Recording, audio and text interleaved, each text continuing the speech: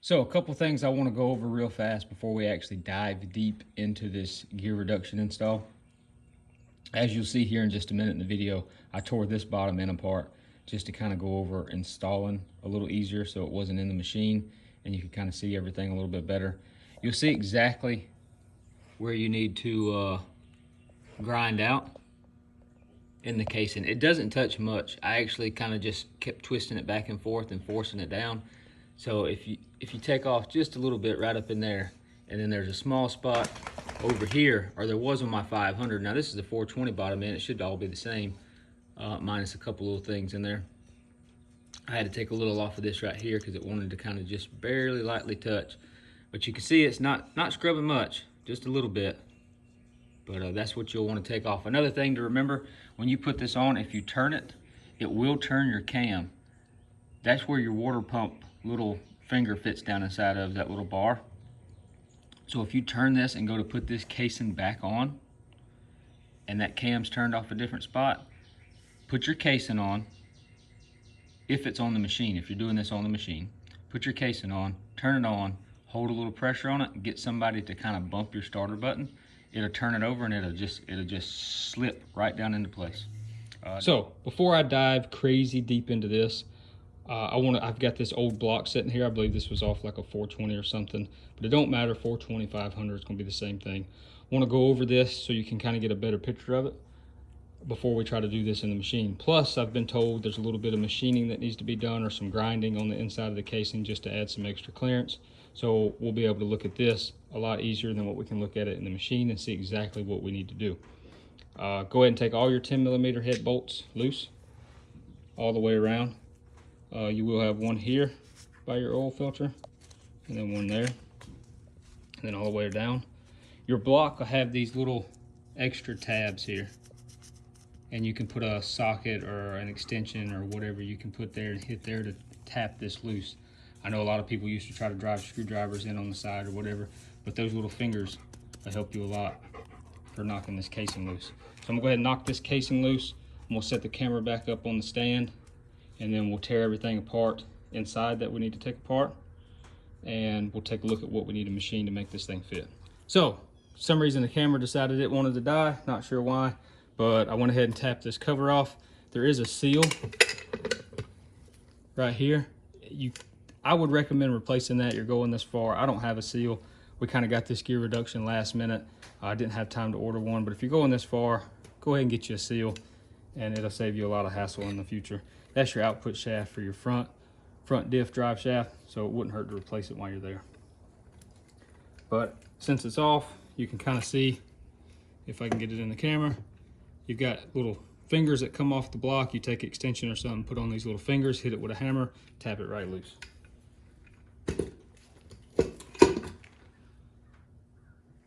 Move the camera around just a second, if I can stay out of the camera. So you need to go ahead and pull this off. You've got a bearing inside of there. Go ahead and pull it out. Look like that. Stick these two together somewhere. You have this piece here. This will only go on one way.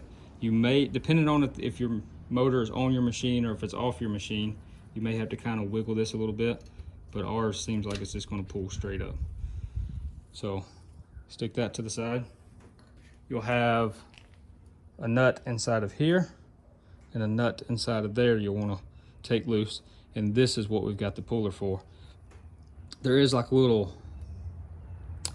finger in there that they beat down inside of a keyway. You may have to take a screwdriver and pry that out. It's like a really thin piece of lip off that nut.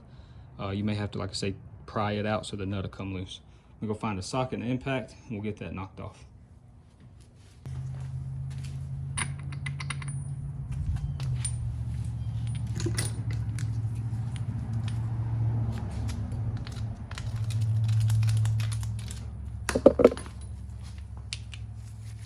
So it looks like, just looking at this, that somebody's already been into this motor. That nut, the little finger's been pried loose on the nut. And I'm using an 1 1/16 socket. Obviously, this being a Honda, more than likely that bolt's metric. I can't remember the exact size. I'm sure you could Google it, and then somebody could tell you. But we're gonna find out if this 1 1/16 will work.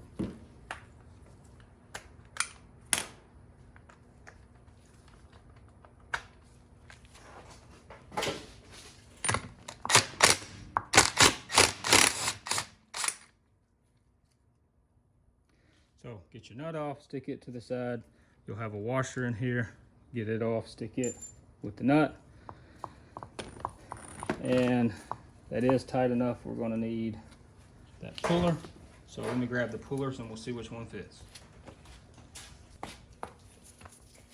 So got a socket for that now. You can do this with a 3-jaw puller if you have one. I don't really know if you could do it with like a hammer trying to tap the back side.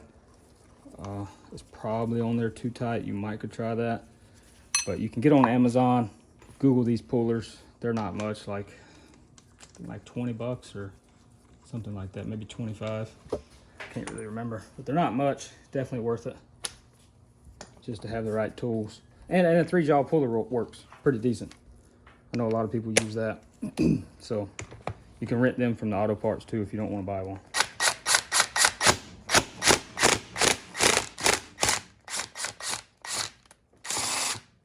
Just like that. It's off. Pull this, stick it to the side. It's not a bad time to check your clutches out, replace everything if needed. It's definitely something when you're going into it, you're already there, might as well do some preventive maintenance. But just check over everything, make sure nothing's in real bad shape.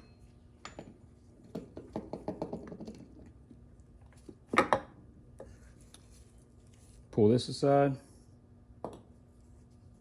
And there we go. We'll take this nut out next.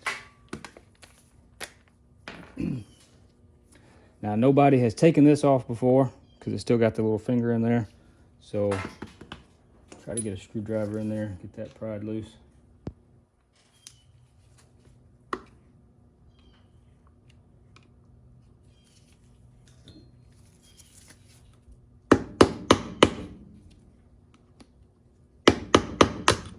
You can never go wrong with a hammer. If all else fails, a hammer will prevail. Maybe not the best engine building techniques, but gets the job done, I guess.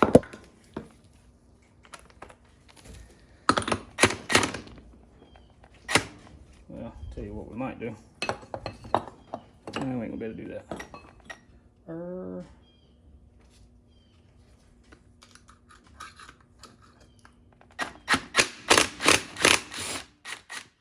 And that's probably not the best thing to do. Finding a better way to hold that's probably better than using a screwdriver, but we're replacing all this anyway, so it don't really matter. Get that nut off, set it to the side. Got a washer inside of there, but you can kind of get it out once you pull all this off. So we'll take all this, we'll go over here to the bench. I'm gonna clean out a spot, we'll lay down some rags and stuff, and we'll take a look at the two, and then we'll bring that gear reduction back over here and see exactly what we need to machine inside the casing so everything fits. So workbench is kind of a little dirty right now. Don't pay no attention to that. But if we can capture everything in the picture, this is stock gears. And this is your gear reduction. And you can see the difference there. Now, a big thing to this is, I know a lot of people build gear reductions. It's been around for a long time. This is nothing new. This is not a welded gear. It's all brand new stuff. None of this has been machined and welded together, so should be a little stronger. Now, I'm not knocking anybody that builds gear reductions as far as the people that weld them together. I know a lot of people beat and bang and abuse the welded gear reductions. As far as I know, not many has failed. So there's nothing wrong with that. This is just another option that the market now has if they're looking into gear reductions. So let's go over there. We'll take this, we'll stick it on the machine, see exactly what we need to machine out in the casing. That way, once we go to put ours on the machine, on the bike, we'll know exactly what we need to machine out of the way. So what you do get with this is you do get the 4 extra heavy duty clutch springs. So make sure you put those in, if you can see them in the picture. Make sure you put those in whenever you go to install it. So I'm gonna run in there and grab a Sharpie, and I'm gonna lay out about what I believe needs to be machined out of the way for this to work. It's not gonna be much at all. I mean, it just barely touches. So we run in there, we'll grab a Sharpie, we'll mark the casing where we need to kind of grind it, and we'll know exactly what we need to do once we go to install it on our machine on the bike.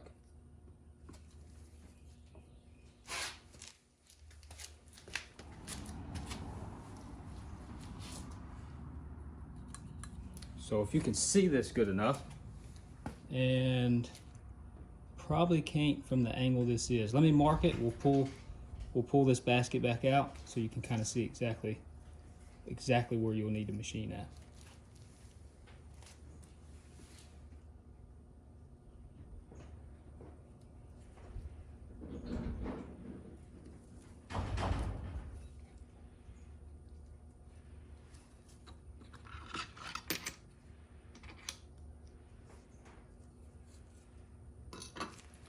So you should be able to see a little better now.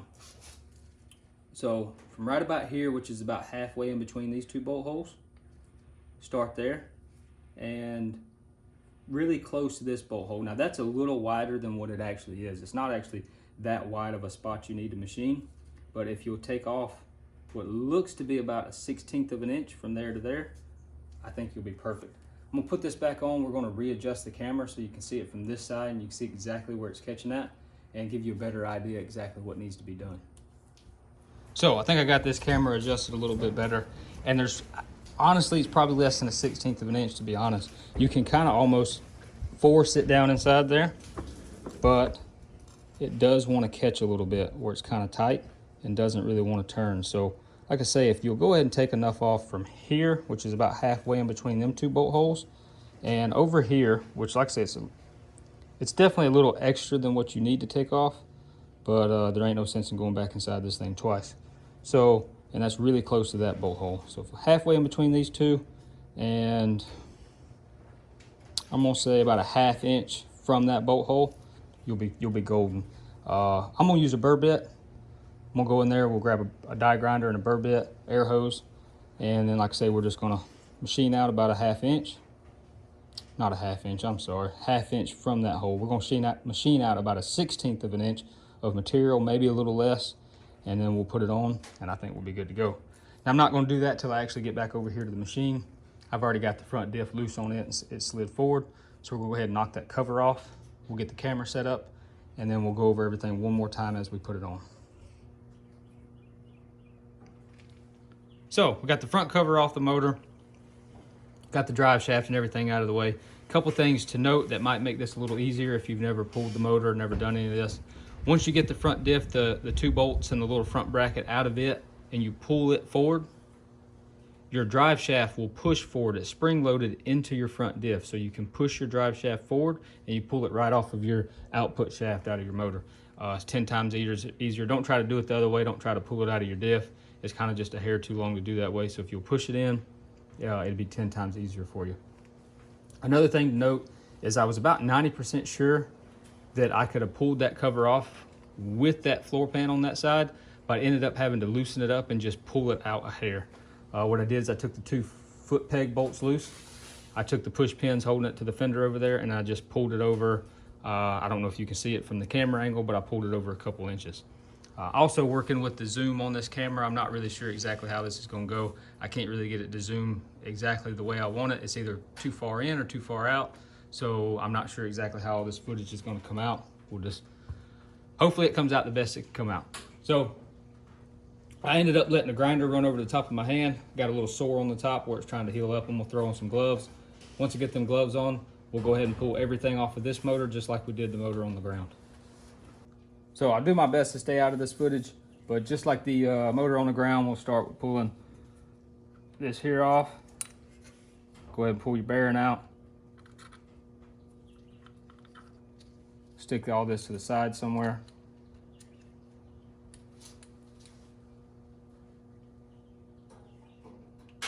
A really nice clean rag to lay all this stuff on really helps. I mean, you don't want to get a bunch of dirt and stuff inside your motor. It's also a good idea, which we'll do it before we put it back together. I've got to go get a can of brake cleaner, but we're going to clean all this out with some brake cleaner. Clean all the old gasket material off of there, or the silicone, whatever it was.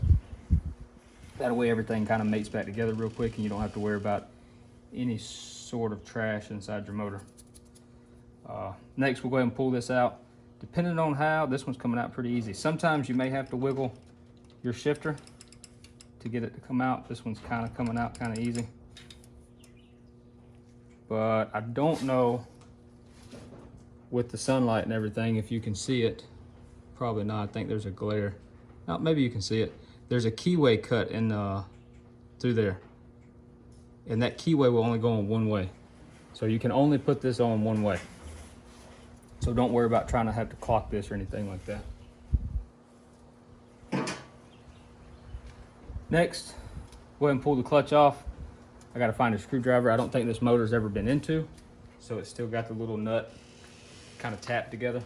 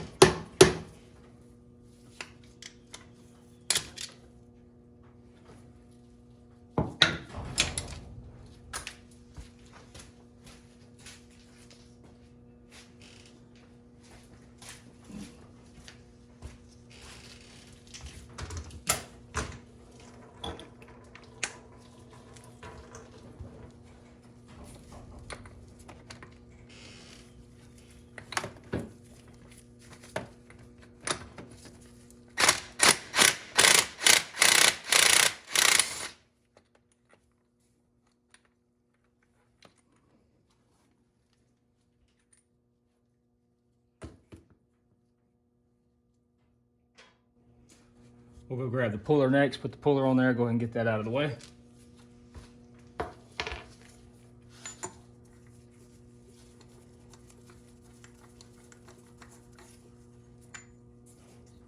And it would help if you go ahead and pull your washer out of the way so it's not holding up your puller from screwing on.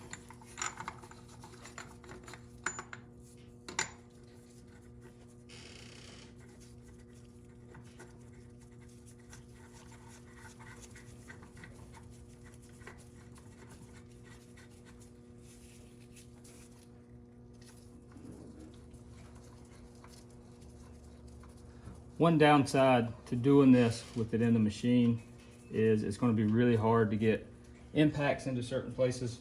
So some of it you're just going to have to do with the ratchet or a wrench. Just ain't no way around it.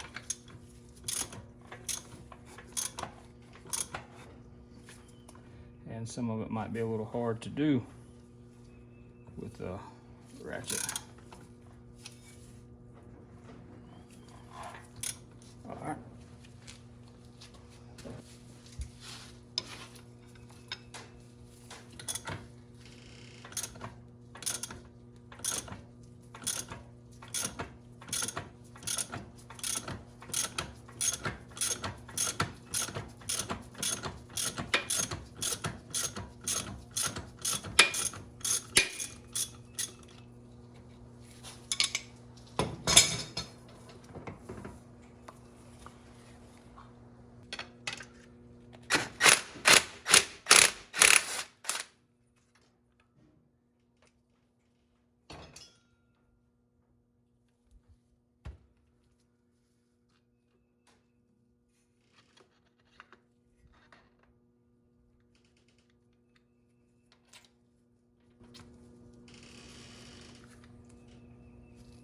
Now make sure you, before you put all this back together, you make sure you remember to put your heavy duty clutch springs in there.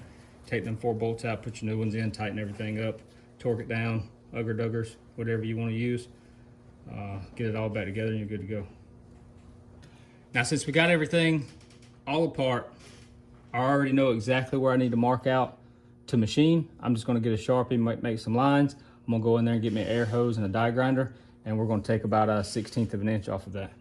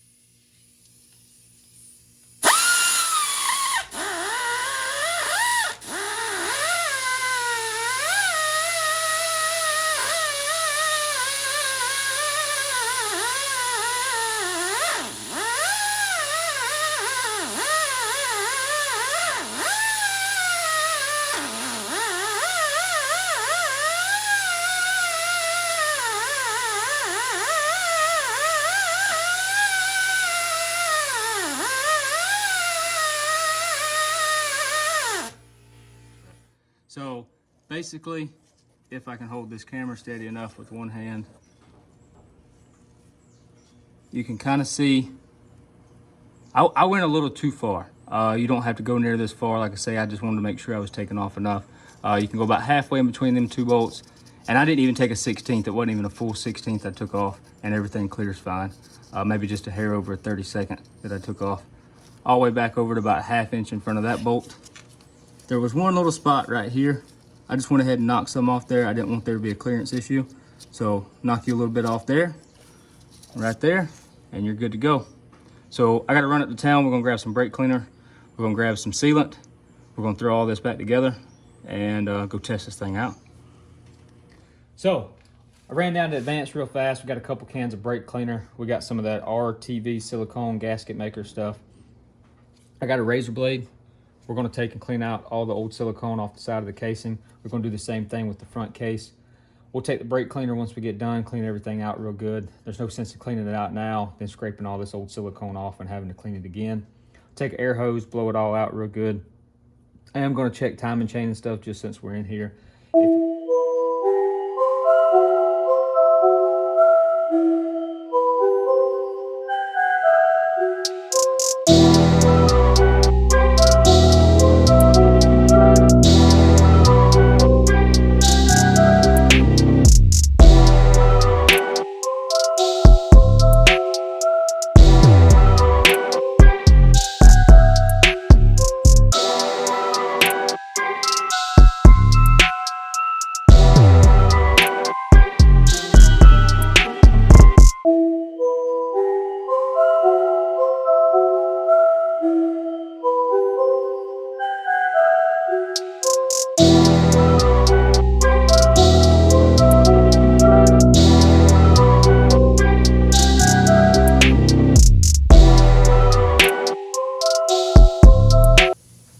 So a couple things to note real quick is there is an O-ring up here for your coolant, a little hole that goes through the block.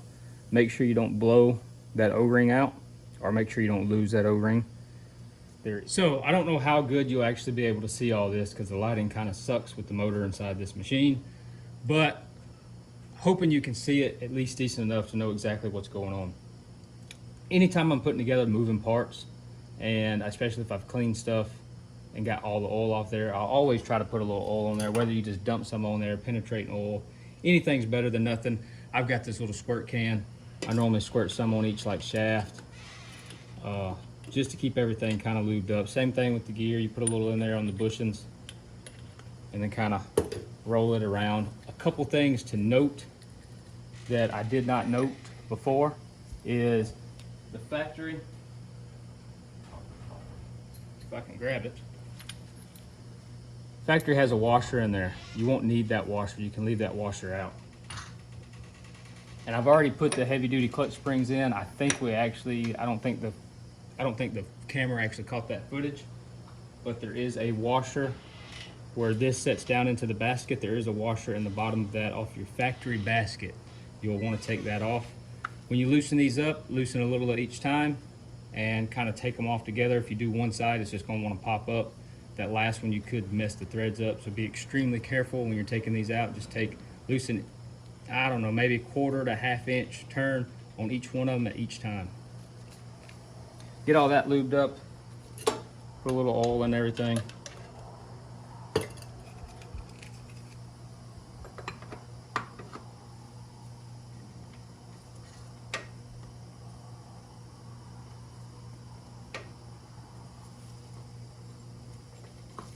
You gotta line the splines up, so you may have to twist it a time or two to get the splines kind of lined up.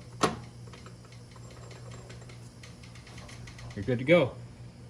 Now we can kind of start throwing everything back together. We'll go ahead and put the clutch on next. We'll go over here and grab that, get this puller off the clutch. Then we'll put the clutch on, we'll put the nut and the washers, tighten everything down. So the phone decided it wanted to die, and I got it charged up to around 30%, so we're just gonna try to slap this back together as fast as I can.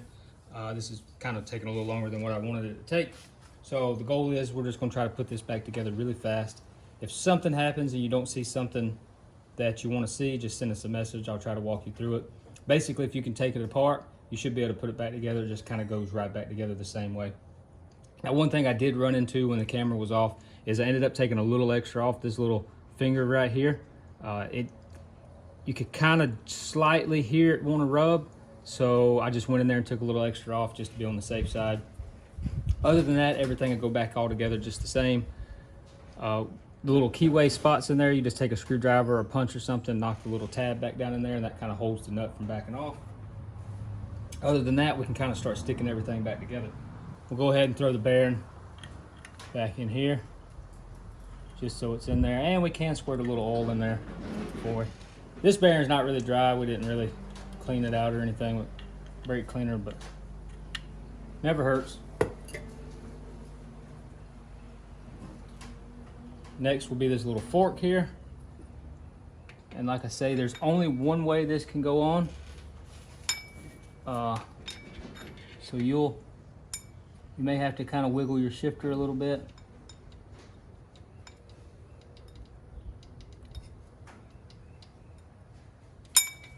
There we go.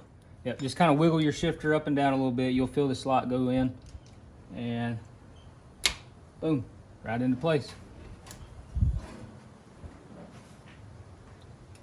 You throw the top piece on there. Let it sit in there. I got the case over here sitting on the table. I'm gonna go ahead and put some silicone in it. So I got the cover sitting in there. We let it set for about 5 minutes, just to let that silicone kind of get tacky. We're gonna start trying to slide everything back together. Like I said in the beginning, if you had that new output shaft seal, I'm not sure what the exact name is, but you can probably look it up on Partzilla or something. Bike Bandit's another one that does the OEM part stuff. I'm sure somebody can get you a part number for it and get you one order. I'm gonna throw a little oil just on this output shaft so it kind of slides in that seal. I could kind of see the inside of that seal was kind of tore just a little bit. It definitely needs a new one. I just don't have one to put on it, and we're not really trying to wait. I'm trying to get that thing tested out, which looks like it's gonna be tomorrow. It's getting pretty late in the afternoon. I've had to stop and do a couple things here and there. So more than likely we're gonna get it tested out tomorrow, but I want to at least get it together so we can test it pretty early tomorrow and get that video posted. So put a little oil on this just so everything kind of slides through that seal.